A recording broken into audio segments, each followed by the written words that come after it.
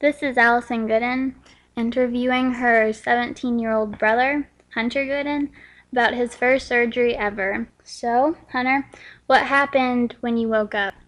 I woke up about 4:20 in the morning on Sunday.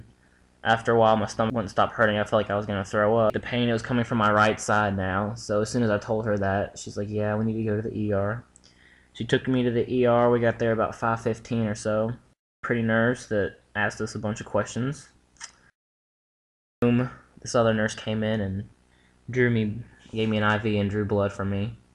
And then a couple hours later, they came back and told me that my white blood cell count was high from, they could obviously tell there was an infection in my body going on.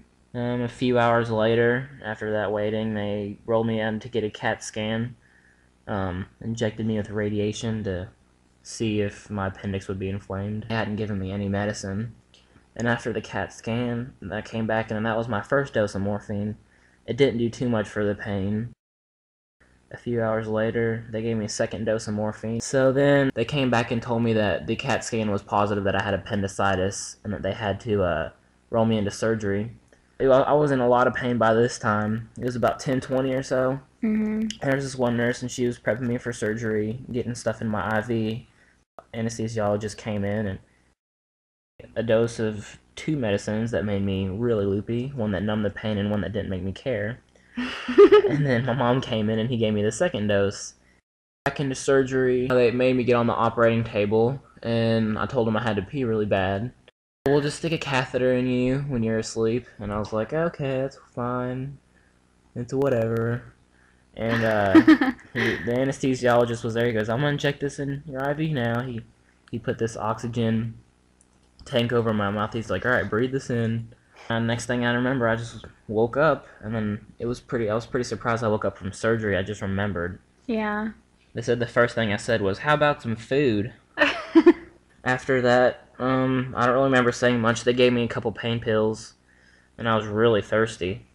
Talking about them, and the nurse told me I had a new belly button, and I was like, what? And I was really fascinated that I had a new belly button. That's all I talked about apparently by this time, because they said that I was talking their leg off.